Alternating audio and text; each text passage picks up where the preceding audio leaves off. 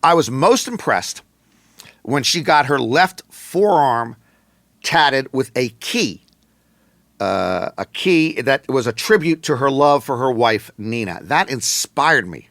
I now tape a house key to my arm so I won't lose it.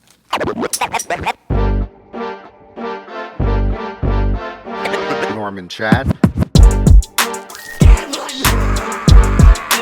Norman Chad. Welcome to Gambling Mad with Norman Chad. I am Norman Chad. Coming up on the program today, let's talk Juan Soto. Why? Because I want to.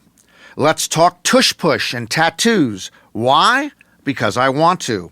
And let's talk poker and how it should change. Why? Because it's the only thing I know anything about other than vending machines. Gambling Mad, as always, brought to you by Fritos. Picked fresh off of Central California trees every morning, delivered directly to your local retailer every afternoon. And by the refreshing taste of Fresca. Fritos and Fresca. It's a meal. Back in the day, and I'm talking the Civil War, an admiral famously said, "Damn the torpedoes, full steam ahead." These days, the expression has been updated to, "Damn the torpedo bats and those damn Yankees." So it turns out the New York Yankees, with the help of a former MIT physicist, have redesigned the bat that is used to hit the ball. And now the Bronx Bombers are blasting home runs every 7 minutes of every day. Some baseball fans say the Yankees are cheating. Now, I hate the Yankees as much as the next guy sitting in an Indianapolis hotel bar wondering if I'll ever get lucky again. But the bats are within MLB specifications. The torpedo bat is shaped a bit like a torpedo. They just move the bulk of the wood from the top part of the bat into the middle of the bat. Now, I don't want to get too technical here, but this innovation helps bad hitters get better, sort of like ASOS with a bad steak. Yum. See, a bad hitter sometimes is late on his swing, and the MIT guy said, "Hey, let's move the weight of the bat from that to that part of the bat," because they get there late. They're not hitting the top part of the bat where you're supposed to. They get there late. Let's move it to the middle of the bat. So that means if you're not good enough to get hits, now you'll be good enough to get hits. And bang, all the Yankees just morphed into mini Aaron Judges. Now, this bat's not for everyone. Aaron Judge, for instance, doesn't need it, and he doesn't use it. Anyway, soon every team will have players using the torpedo bat, and maybe every team will have every other player on its roster hitting 40 homers a year. MLB must decide if it wants this sea change to the game or not. You know, it's simply a question of new equipment creating heightened results. This is common in all of sports. Tennis rackets went from wood to aluminum. Golf clubs went from wood to steel to titanium. Bowling balls went from rubber to plastic to urethane. The equipment improves the athlete's performance. Look at the history of condoms. Same thing. There is one sporting pursuit in which the equipment keeps changing so radically, I just ignore the evolution of its record breaking. Pole vaulting. Are you folks familiar with the pole vault? Now, I understand the high jump. You know, the athlete runs and attempts to then jump over a horizontal bar. I wouldn't devote my life to it, but like they say, different strokes for different folks. But then there's the pole vault. Somebody said, let's run towards that bar like in the high jump. Then at the last moment, we'll stick a pole in the ground and that'll help us vault over the bar even higher. Go figure. Someone actually thought of this before gummies were commonplace. I wouldn't devote my life to it, but like they say, different strokes for different folks. But look at the history of this event.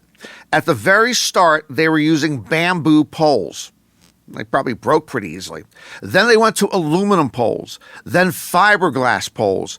And then they went to carbon fiber. The world record went from 10 feet 4 inches in 1849 to 15 feet 7 inches in 1942 to 20 feet 6 3/4 inches today. They're jumping twice as high as they did 175 years ago, thanks to technology advances. So I just don't even watch it anymore.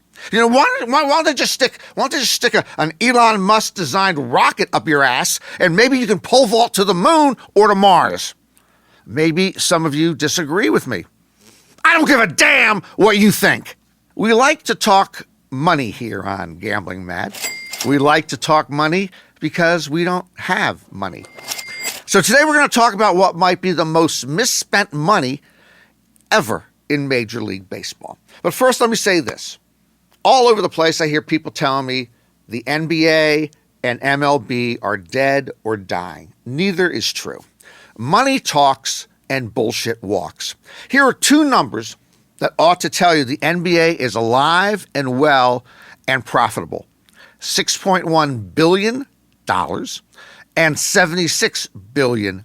The Boston Celtics were just sold for $6.1 billion, the largest price ever for a North American sports franchise.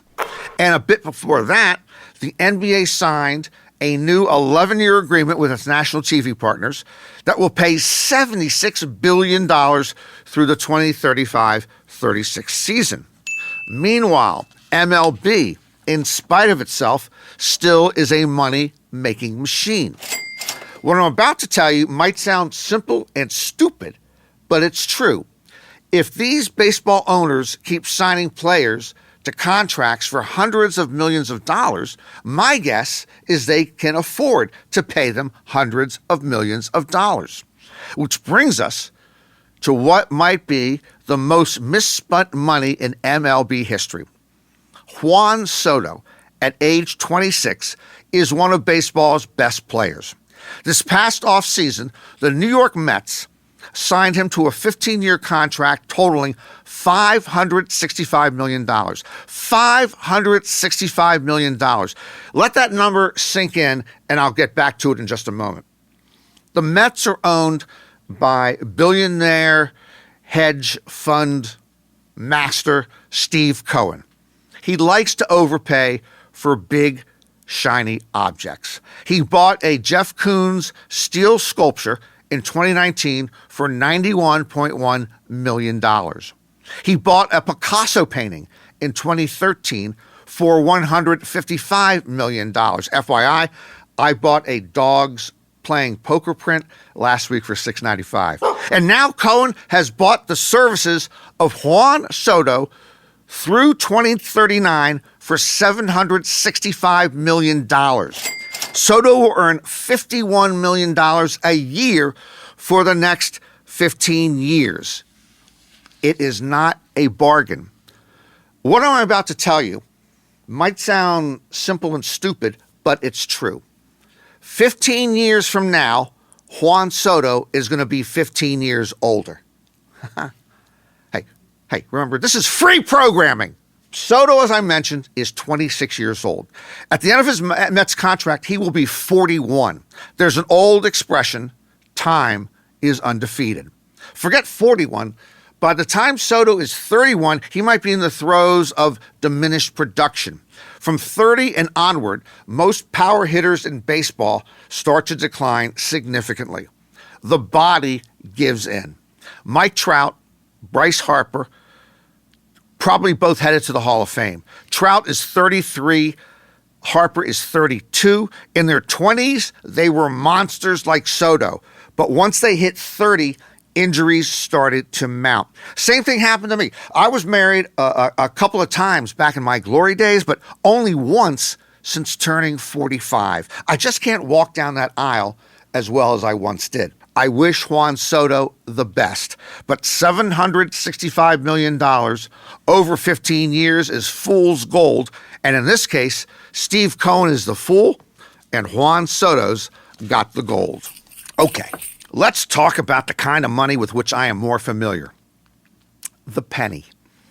Earlier this year, President Trump announced that the Treasury Department would cease to make the penny. This makes sense. It costs too much to produce new pennies, and nobody really wants to deal with them anyhow. However, let me ask my somewhat astute audience and production staff this. If you take one penny and double it every day for 30 days, how much money will you end up with? Interesting, huh? Think in your mind. Think of a figure. Let's do it and figure it out. Double a penny for 30 days. Here we go. Day 1, 1 cent. Day 2, 2 cents. Day 3, 4 cents. Day 4, 8 cents.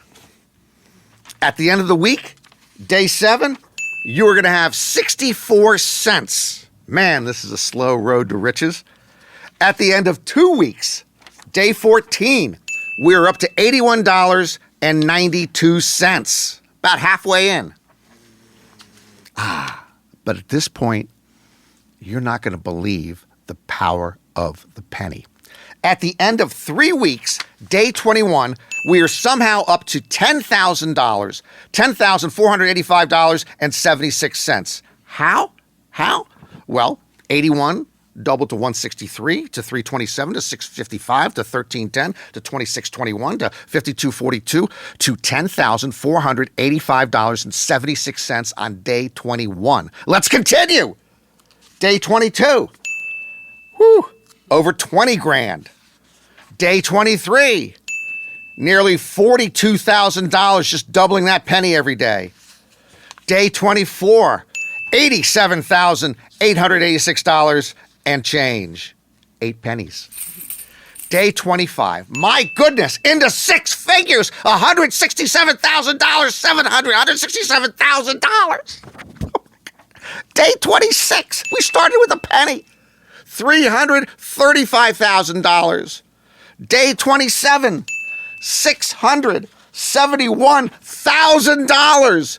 And then day 28, your penny has doubled every day to $1.3 million. You're a millionaire in 4 weeks. A millionaire in 4 weeks. Okay, let's just go to day 29. $2.9 million. Oh, $2.6 million, which brings us to day 30. My original question, you double a penny every day for 30 days. How much do you have at the end? Am I looking at this correctly?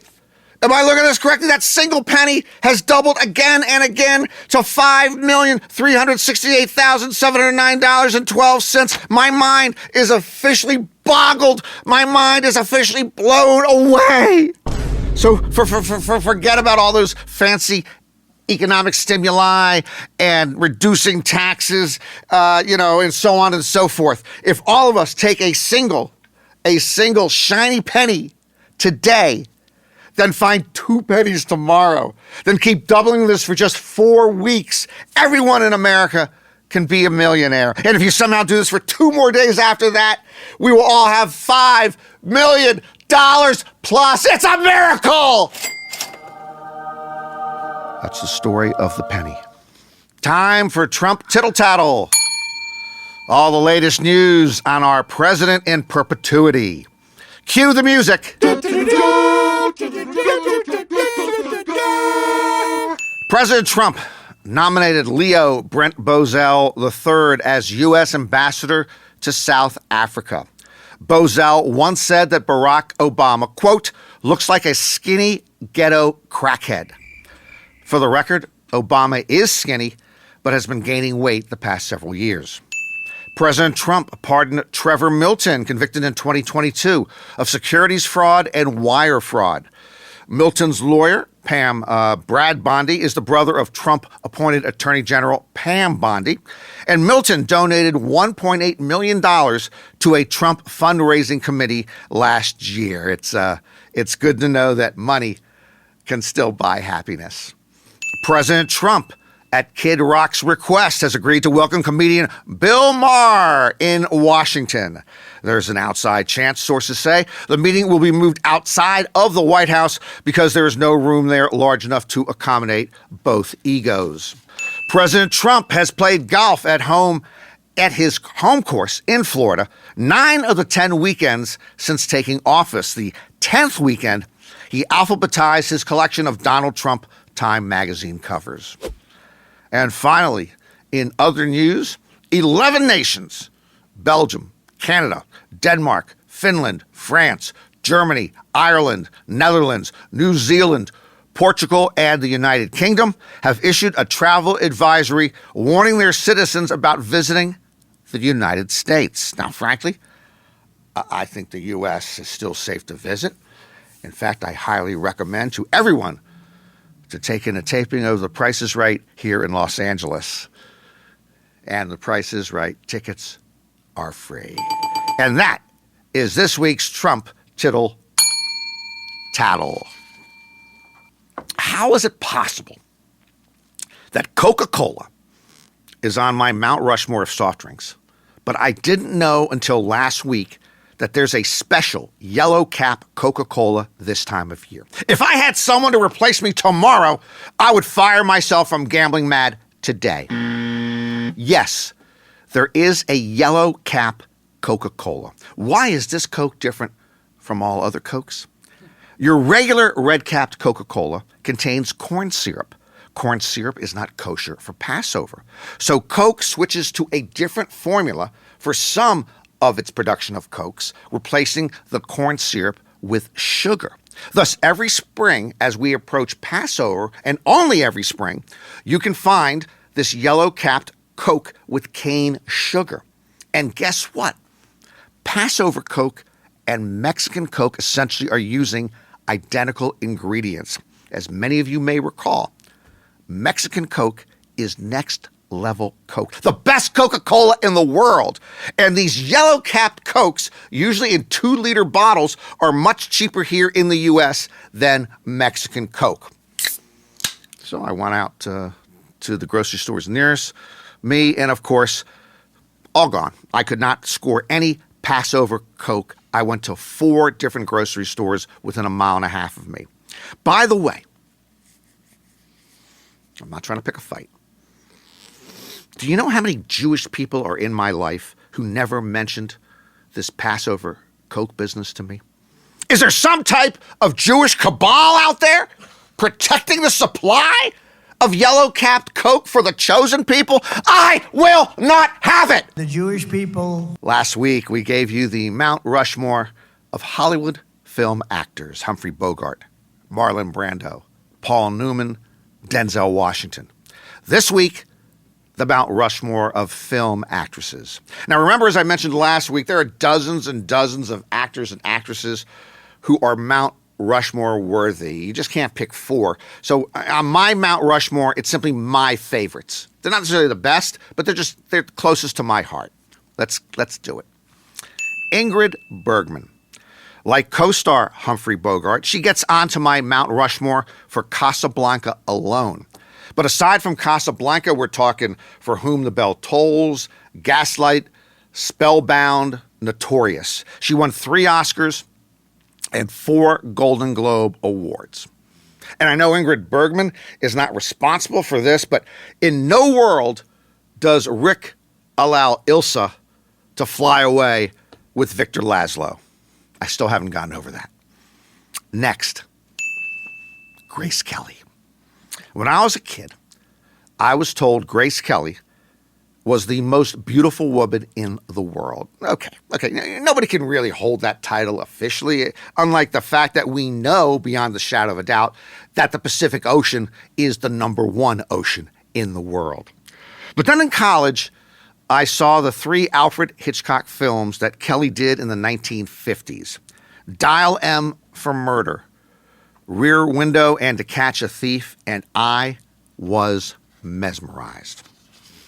But here's the tragedy. Her acting career ended at age 26. 26, because she met the Prince of Monaco and became Princess Grace of Monaco. This beast of a man kept her under wraps in the royal palace for the rest of her life, polishing flatware and silverware. This crumbum, Prince Rainier III, swept Grace Kelly out of Hollywood, out of our lives, and the United Nations should have imprisoned him for a crime against humanity. I still haven't gotten over that.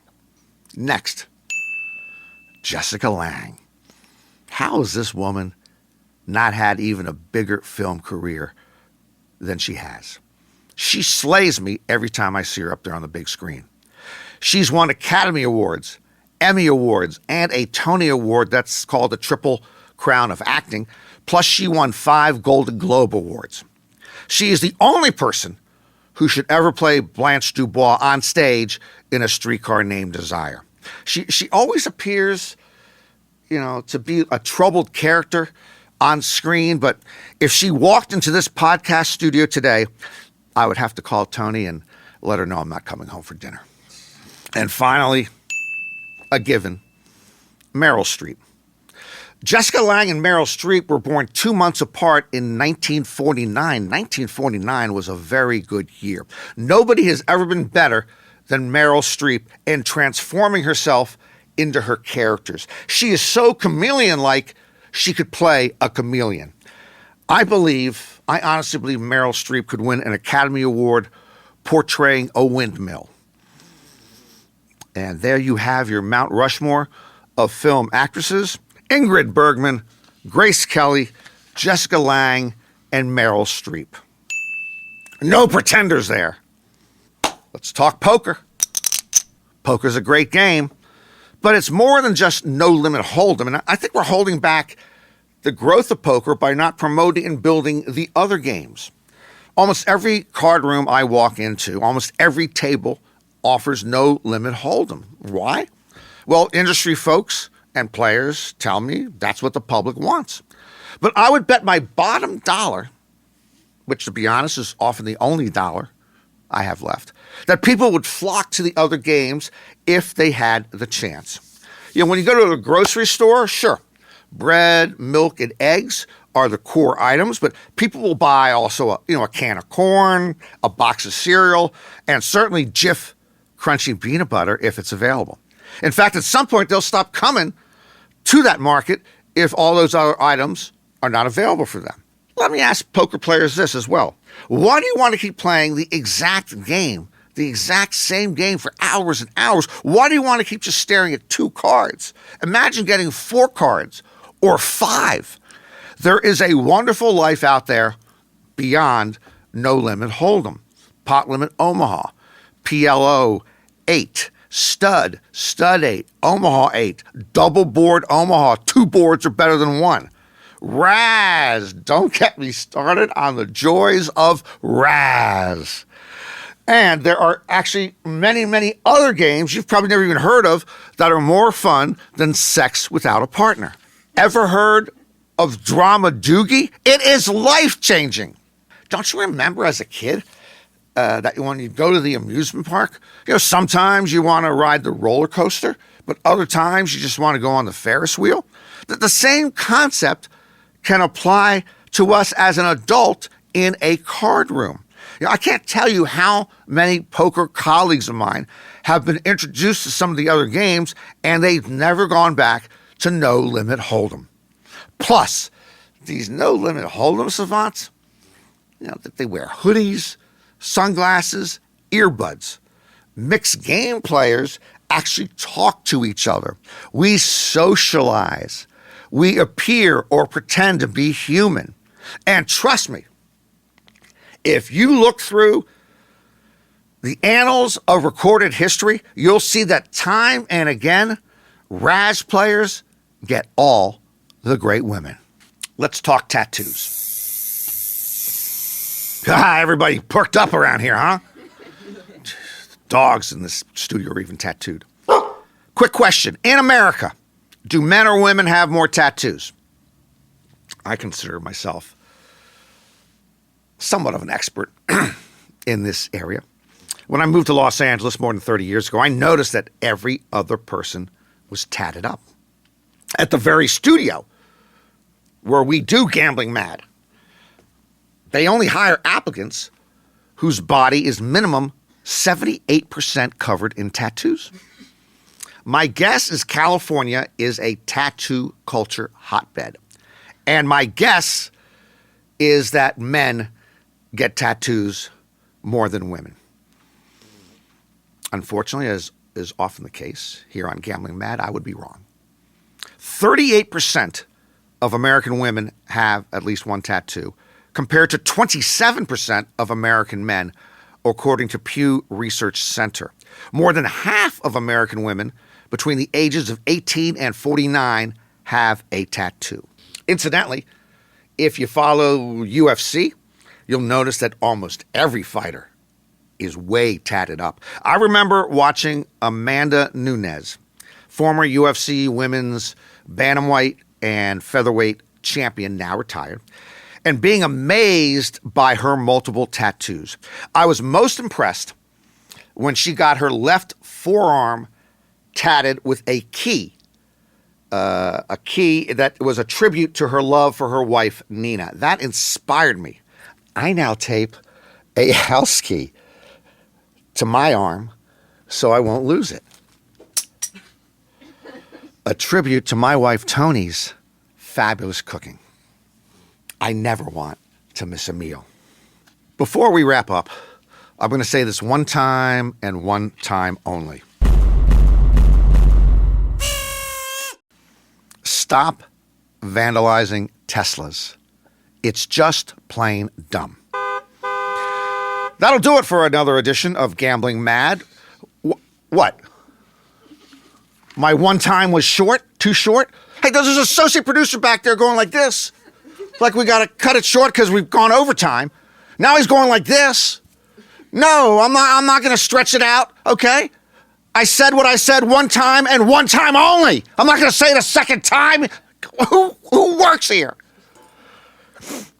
That'll do it for another edition of Gambling Mad with Norm and Chad. Hope to see you next time. And remember, if you're going to roll the dice, make sure they're loaded. This is why I know the NFL is the emperor of American professional sports. We are in the midst of March Madness. The NBA and the NHL are driving toward the playoffs. And MLB just had its opening day. But all that the yakety-yacketers on ESPN are yakketing about is the tush push. The tush push is the quarterback sneak play the Philadelphia Eagles introduced in 2022, in which half the team seems to push the QB for a first down or into the end zone. Nobody can stop it, so a bunch of NFL teams figure they may as well ban it.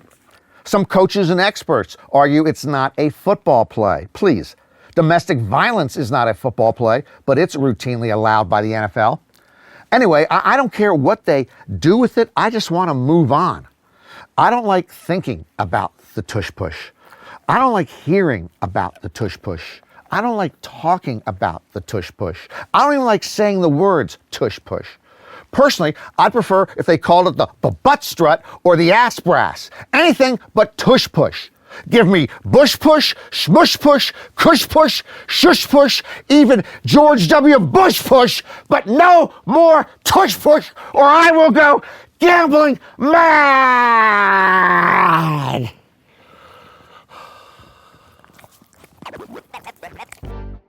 Gambling Mad with Norm and Chad is written by Norm and Chad and ghost-written by Norm and Chad. Executive producers are John Scheinberg and Rick Barrio-Dill. Produced by Norman Chad and Rick Barrio-Dill. Our associate producers are Bree Khoury and Asher Friedberg, and edited by Asher Friedberg with studio facilities at 360 Pod Studios, Beverly Hills.